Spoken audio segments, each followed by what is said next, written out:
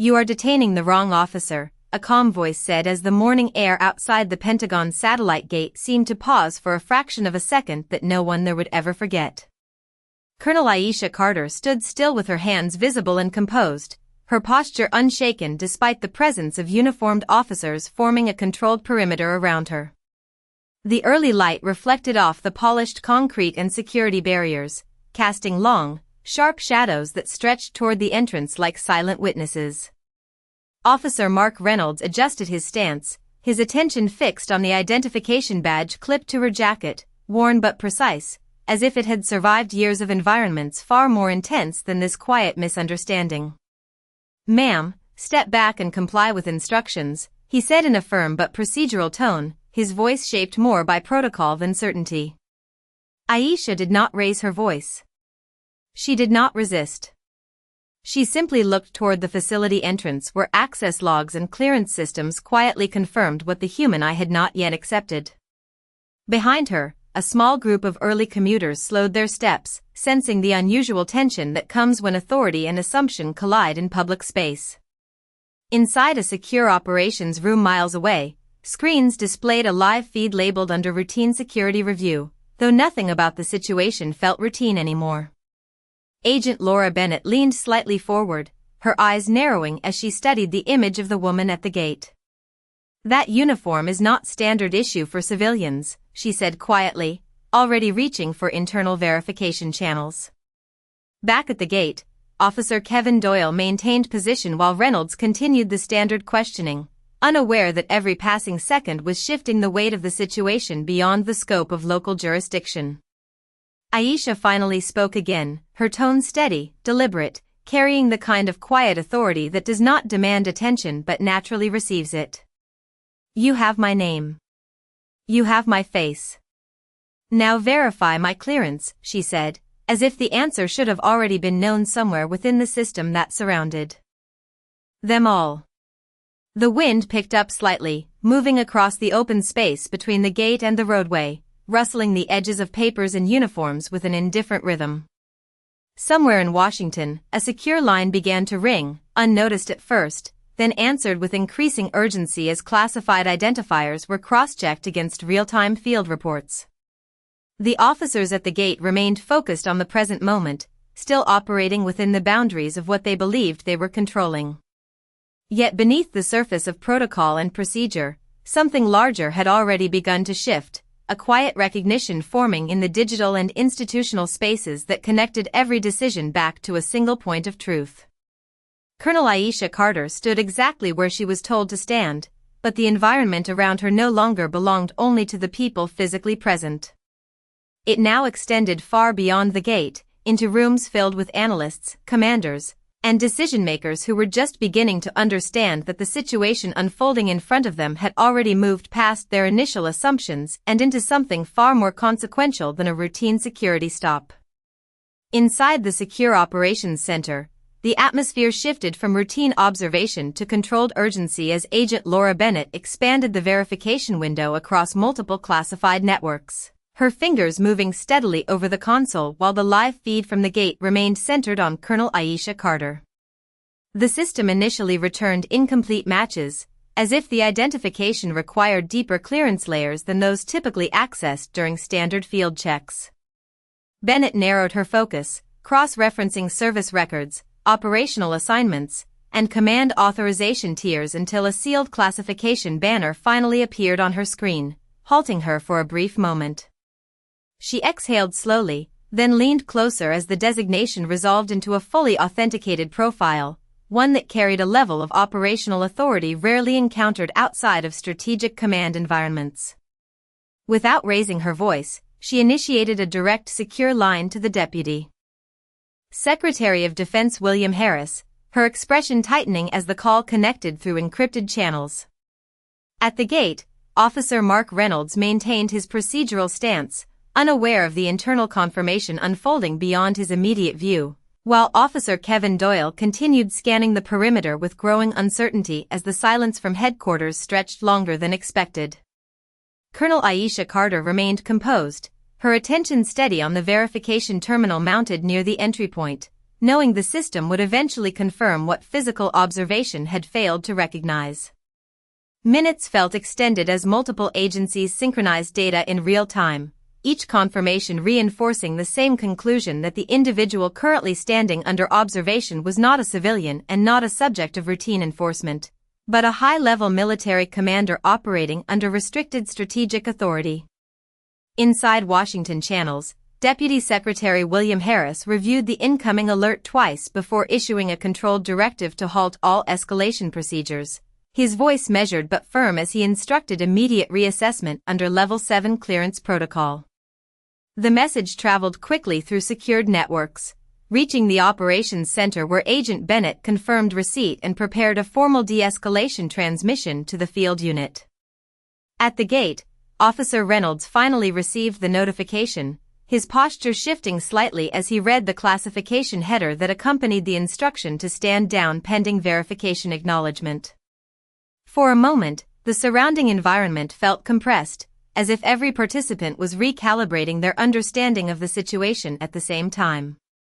The early morning light continued to reflect across the concrete barriers and metallic fixtures, but the mood had changed from confrontation to reassessment, replaced by a structured silence that often follows institutional correction. Colonel Aisha Carter did not move during the transition, maintaining the same controlled posture as before, her presence now recontextualized within a framework that extended far beyond the physical perimeter of the gate. Officer Reynolds lowered his gaze briefly to the document display, processing the implications without speaking, while Agent Bennett confirmed alignment between field status and Washington directive. The chain of authority had shifted decisively, not through force or conflict, but through recognition of identity and rank previously overlooked. As the communication channels stabilized, Washington operations confirmed that additional personnel would be dispatched not for enforcement, but for procedural clarification and formal acknowledgement of command presence at the site. The gate area, once defined by uncertainty, now operated under strict administrative control, with every action synchronized to ensure compliance with verified command structure. In the center of it all, Colonel Carter remained still, observing the recalibration of systems and personnel around her, as the weight of institutional recognition slowly replaced the tension that had defined the moments before. The confirmation from Washington had not yet fully settled into the physical space at the gate, yet its impact was already reshaping the behavior of everyone present, creating a subtle but undeniable shift in how authority was being interpreted in real time. Officer Mark Reynolds stood with his radio lowered slightly, the previous confidence in his procedural control replaced by a measured stillness as he reviewed the updated classification on his handheld device, while Officer Kevin Doyle maintained position near the barrier with a posture that suggested uncertainty rather than enforcement. Across the perimeter, Colonel Aisha Carter remained composed, her hands still visible and her stance unchanged, as if the environment around her had finally begun to align with what she had expected from the beginning. Inside the Secure Operations Center, Agent Laura Bennett observed the stabilized data stream and prepared a secondary confirmation packet, ensuring that every field unit and supervisory channel reflected the same verified designation without deviation. The system logs now displayed continuous authentication markers, indicating that the identity at the gate was not subject to interpretation but to formal recognition across all connected defense networks.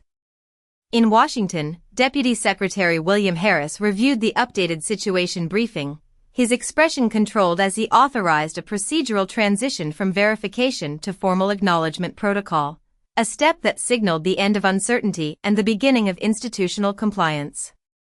Messages were transmitted through encrypted channels, moving across multiple agencies with precision, each relay reinforcing the same instruction to de-escalate any remaining ambiguity and proceed under confirmed command status. At the gate, Officer Reynolds received the updated directive and took a moment before responding, his attention fixed on the classification banner that now dominated his screen, while the surrounding environment remained still, as though waiting for the next official acknowledgement to finalize the shift. Colonel Carter finally moved forward a single step toward the entry point, not in reaction to pressure but as a continuation of her original position, now validated through formal channels rather than questioned through field observation. The motion was subtle, but it signaled a transition from passive verification to active recognition, as the system prepared to grant full access authorization consistent with her rank and operational clearance. Agent Bennett confirmed the final synchronization of records, ensuring that no discrepancies remained between Washington command databases and field unit terminals, while the Deputy Secretary's office issued a final procedural notice confirming that all personnel on site were to acknowledge command presence without delay. Officer Doyle adjusted his stance slightly, glancing toward Reynolds as the reality of the updated status settled into the team dynamic, replacing earlier assumptions with verified institutional hierarchy. The atmosphere at the gate was no longer defined by confrontation or uncertainty, but by recalibration, as each participant adjusted to the confirmed identity standing before them. Colonel Carter remained steady, her gaze forward, as the formal recognition process completed. Across all systems, transforming the situation from a disputed encounter into an acknowledged command-level presence under full Washington oversight. The final layer of confirmation had now fully stabilized across all connected systems, and the atmosphere at the gate shifted again, this time from procedural recognition into structured compliance as every authority channel aligned under a single verified command status. Officer Mark Reynolds stood with his device angled slightly downward, his earlier hesitation replaced by a controlled professionalism as he absorbed the full implications of the updated classification. While Officer Kevin Doyle maintained a respectful distance near the barrier, his attention divided between protocol reminders and the presence of Colonel Aisha Carter, who remained composed and steady at the center of the evolving situation. Inside the Secure Operations Center, Agent Laura Bennett monitored the synchronized data feeds as they flowed across multiple defense networks, confirming that every regional and federal node now reflected identical authorization status without discrepancy or delay. In Washington, Deputy Secretary William Harris reviewed the finalized clearance summary, his expression firm but measured as he authorized the transition into formal acknowledgement protocol, signaling that the field situation was no longer under evaluation but under confirmed command recognition.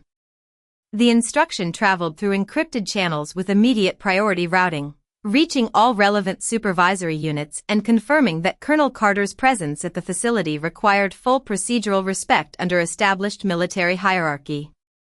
At the gate, the change became visible in subtle but unmistakable ways, as officers adjusted their posture and repositioned themselves in accordance with updated directives that now superseded all prior assumptions.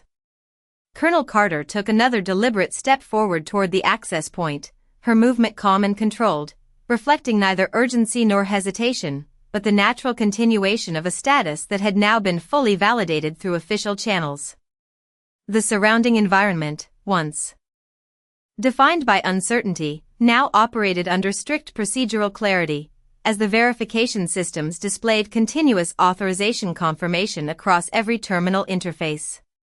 Agent Bennett initiated a final cross-system audit to ensure that no residual flags or outdated alerts remained active, and within seconds the network confirmed complete synchronization across all defense communication layers.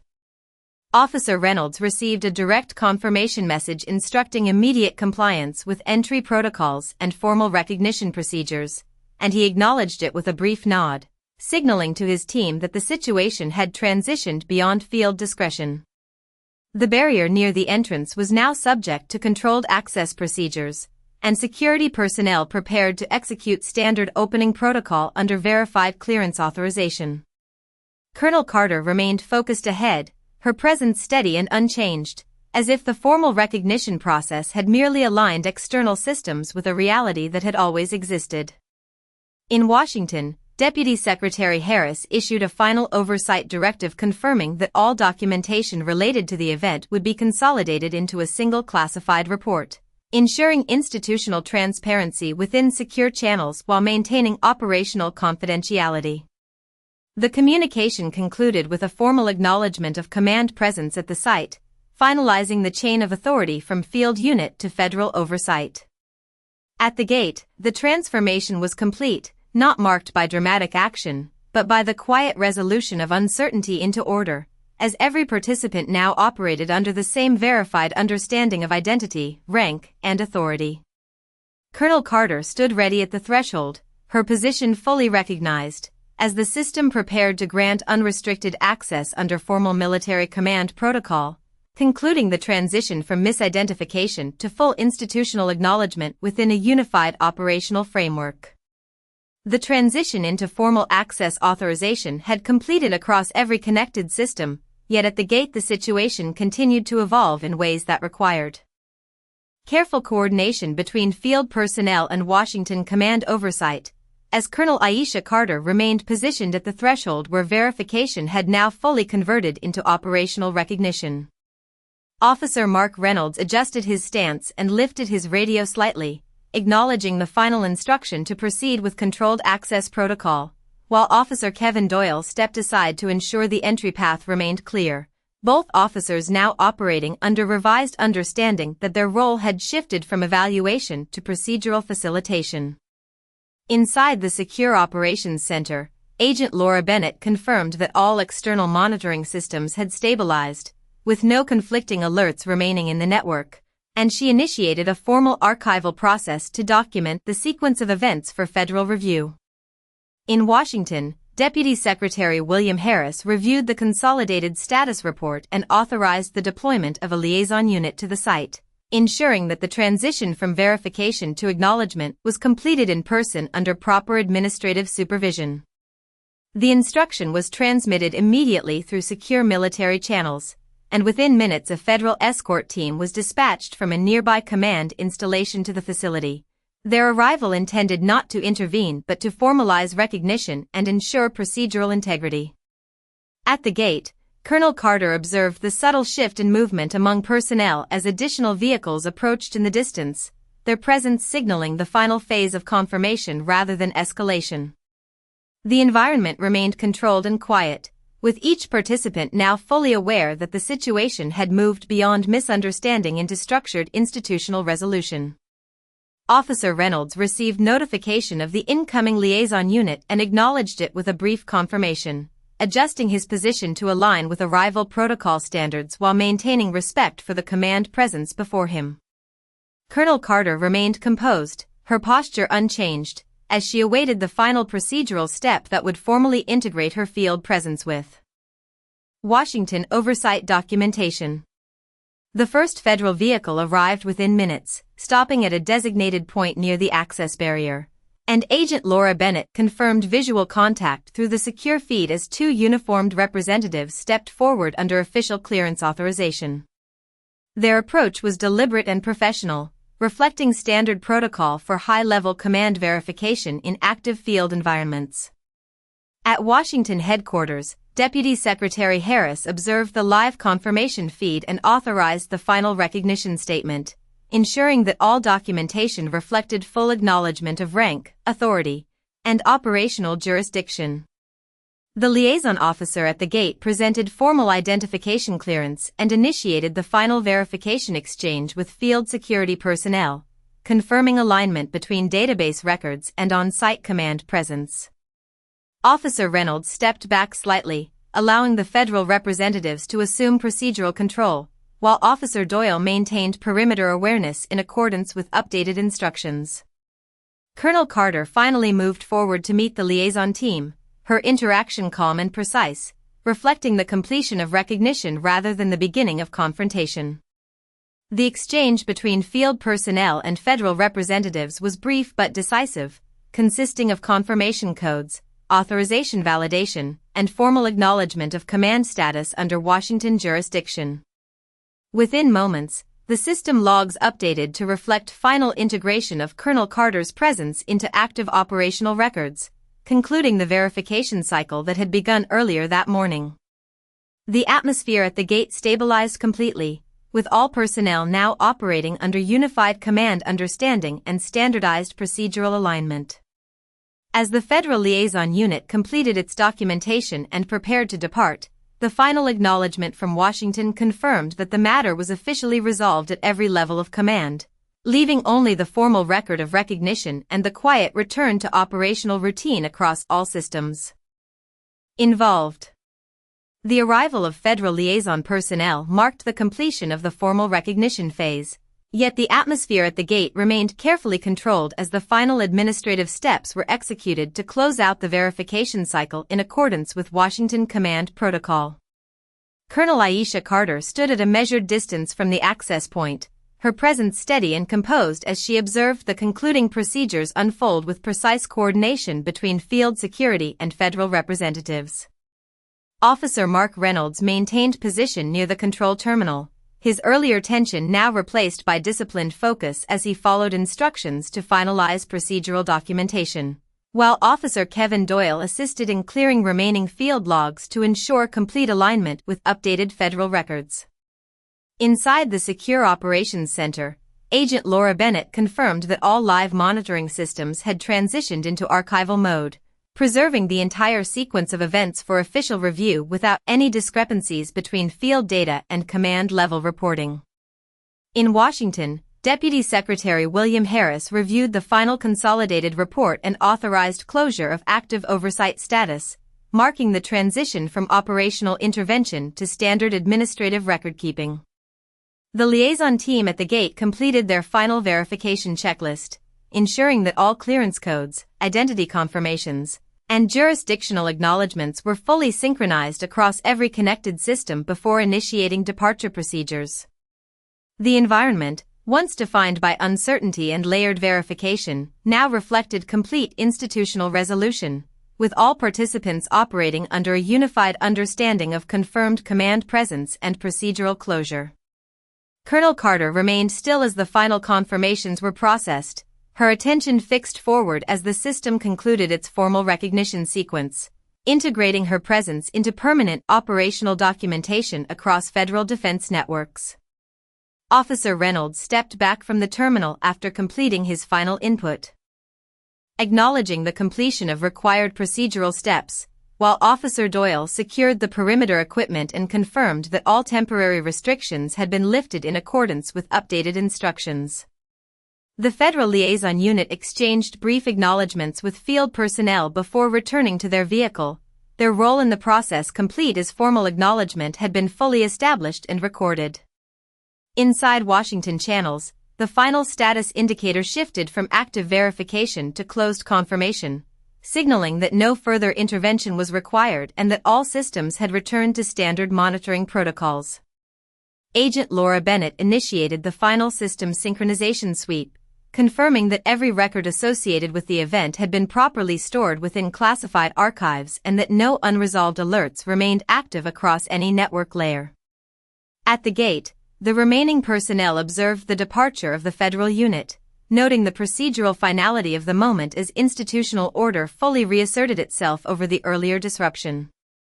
Colonel Carter then turned slightly toward the entrance, her movement calm and deliberate, as she proceeded through the access point now fully open under confirmed clearance authorization. The transition was complete, not marked by conflict or escalation, but by structured verification and formal acknowledgement across every level of authority involved, leaving the site stabilized under standard operational conditions and recorded permanently within Washington oversight systems as a fully resolved command-level event. The final procedural closure had settled across all systems, and the federal oversight networks had already transitioned the event into archived status, yet at the gate the atmosphere carried a quiet weight that came from the memory of what had just been resolved rather than any remaining uncertainty. Colonel Aisha Carter moved through the access point with steady composure, her presence now fully integrated into every operational record maintained by Washington Command infrastructure, confirming her identity as a recognized senior military authority within active defense jurisdiction. The early morning light had shifted slightly, casting longer reflections across the pavement and metallic barriers, as if marking the passage from verification to completion in a way that was visible even without the systems that tracked it. Inside the Secure Operations Center, Agent Laura Bennett finalized her report submission, ensuring that every timestamp, communication log, and clearance confirmation was properly sealed under classified protocol, leaving no gaps in the documented sequence of events.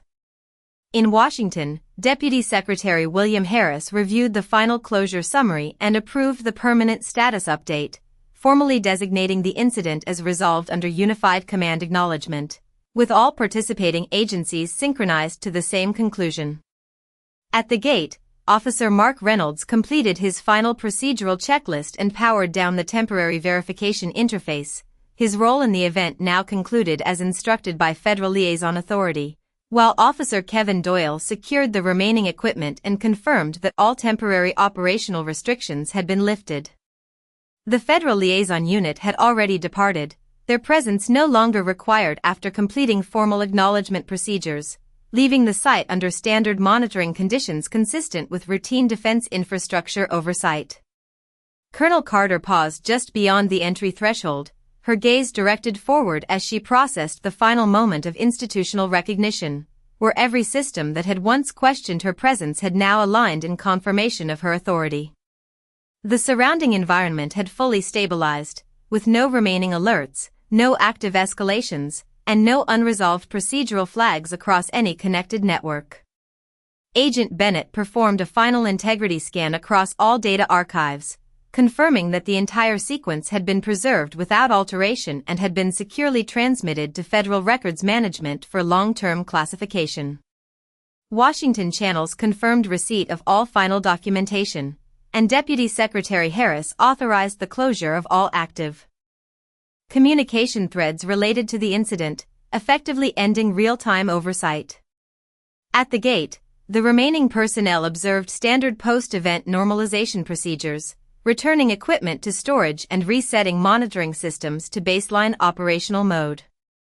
Colonel Carter then continued forward with measured steps, exiting the immediate perimeter as her presence transitioned from active field verification to standard command status recognition within broader operational structure.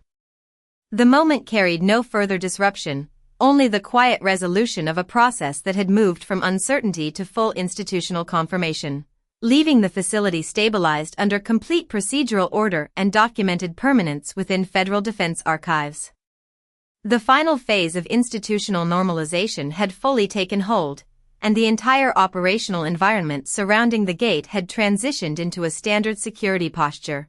Yet the aftermath of the earlier encounter still lingered in the controlled silence that followed high-level federal recognition events.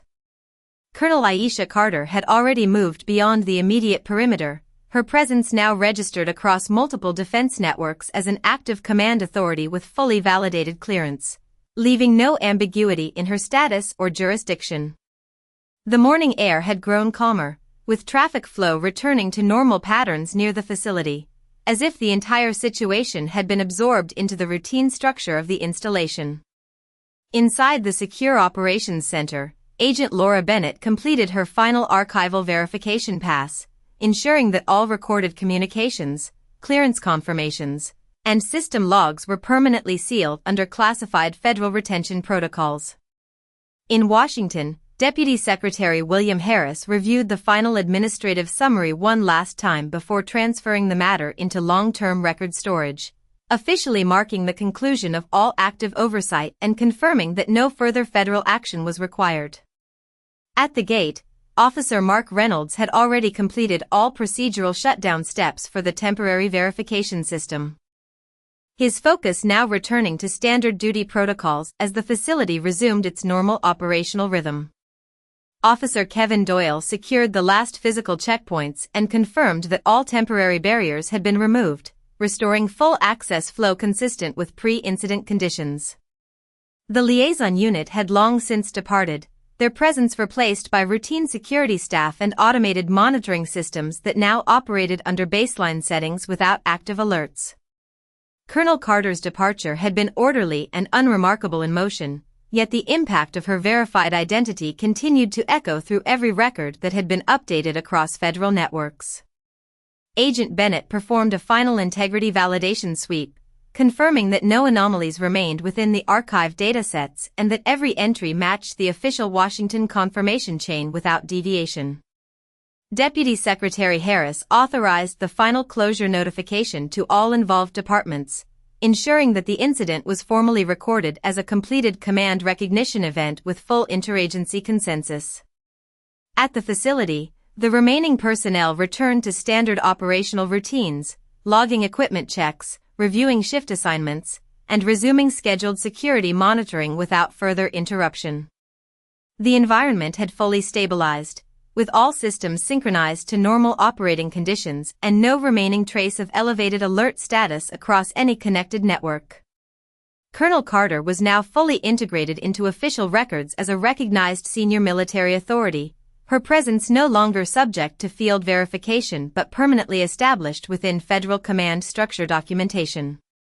The entire sequence of events concluded in structured silence, marked only by the continued functioning of systems that had returned to their default state, reflecting a complete transition from uncertainty and verification into lasting institutional resolution across all levels of authority. The final record of the incident had already been sealed across all federal systems, yet in the quiet aftermath of full institutional closure, the presence of what had occurred still lingered in the procedural memory of the facility like a structured echo that would remain in archived documentation long after all physical activity returned to normal. Colonel Aisha Carter had fully exited the operational perimeter, her status now permanently confirmed across Washington defense networks as an active senior command authority with unrestricted recognition under federal military protocol. The facility itself had resumed standard operations, with morning activity returning to predictable patterns of access control, personnel movement, and routine security monitoring, all of which now reflected a complete return to baseline conditions. Inside the Secure Operations Center, Agent Laura Bennett completed the final confirmation of archival integrity, ensuring that every communication thread, clearance validation, and command acknowledgement had been preserved in accordance with classified retention policy and permanently stored within federal defense archives without deviation or loss of data fidelity. In Washington, Deputy Secretary William Harris finalized the last administrative closure entry, formally ending all oversight engagement related to the event and confirming that the matter was fully resolved at every jurisdictional level within the Defense Command structure. The personnel at the gate had already transitioned back into standard operational duty assignments, with Officer Mark Reynolds resuming normal security oversight responsibilities and Officer Kevin Doyle completing final equipment reset procedures in accordance with post-incident protocol guidelines. The Federal Liaison Unit had long departed the region, their role concluded upon completion of formal recognition and documentation procedures, leaving behind only verified records and synchronized system logs that reflected complete institutional agreement. Colonel Carter's identity and authority were now fully embedded within all relevant military databases, ensuring permanent recognition without the need for further field validation or administrative review. Agent Bennett conducted a final audit sweep across all systems, confirming that no unresolved alerts, inconsistencies, or unverified entries remained within the archived network, and that all data had been successfully consolidated into long-term classified storage. Deputy Secretary Harris issued the final closure directive across all participating agencies, confirming that the event was officially concluded and that all operational systems were to remain in standard monitoring mode without elevated status or additional reporting requirements. At the facility, normal security operations continued without interruption, as personnel followed established routines for access control, perimeter monitoring, and administrative reporting under standard conditions. The environment had fully stabilized into its pre-incident state, with no remaining indicators of elevated activity or procedural exception across any system layer. Colonel Carter's presence, now fully integrated into Federal Command recognition records, stood as a finalized point of institutional acknowledgement, no longer requiring verification or review. The entire sequence had reached its absolute conclusion, leaving behind only structured documentation, permanent archival records, and the quiet return of all systems to ordinary operational rhythm under unified federal oversight.